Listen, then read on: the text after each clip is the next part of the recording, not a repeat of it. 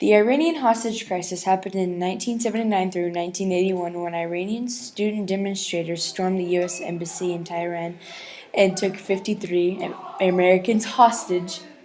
Many people were affected by this event, and it changed the history of Iranians and Americans forever. At the time, Jimmy Carter was president for the USA, also known as the first president to be born in a hospital. His presidency lasted from January 20, 1977 to January 20, 1981. The Iranian supreme leader was Shah Mohammad Reza Pahlavi. Let's first start off with the fact that in 1964, Ayatollah Khomeini, the former supreme leader of the Iranians, was exiled from Turkey, Iraq, and France. He could not come back till 1979.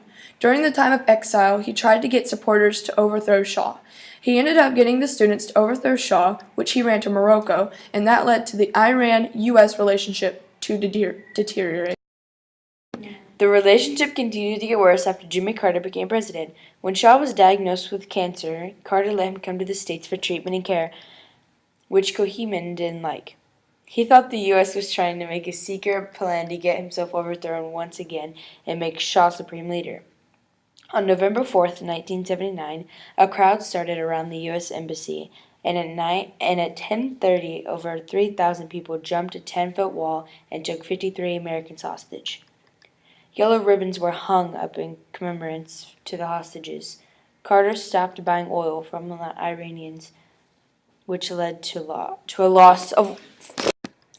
Carter tried to get them back with a rescue attempt. He was going to land 8 helicopters, pick up the hostages, and bring them to the 6 plants on the Iran desert. It ended up failing due to bad luck and mistakes. One pilot was blinded by a dust storm and crashed, and 3 out of the 8 helicopters malfunctioned. 8 people lost their lives that day. Today we'll be interviewing Mrs. McAfee.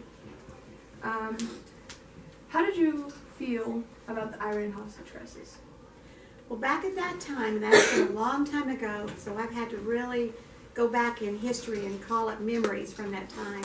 I was a young woman in my 20s, late 20s, and I was going to college to work on a teaching degree, and I had 4 little girls, so I didn't watch a lot of news, but I did watch it some, and I did remember feeling horrible for the families who saw the news accounts of their family members that were held hostages for over a year, and how it must have felt for them when they saw those news reports of their family members, their fathers, their sons, those in their family that they were actually treated very poorly in the hostage situation.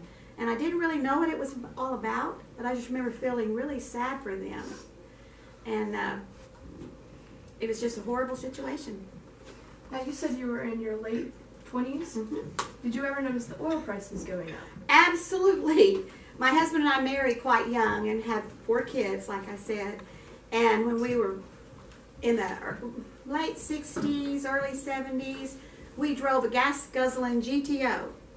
Well, in the late 70s, when the oil prices started going up, 1980, we bought a little 1980 Chevy Chevette. And the reason we bought that was because it got good gas mileage.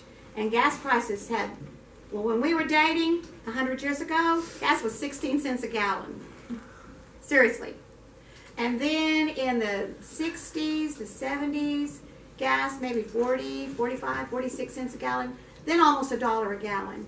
So we got a more economical car but interest rates were like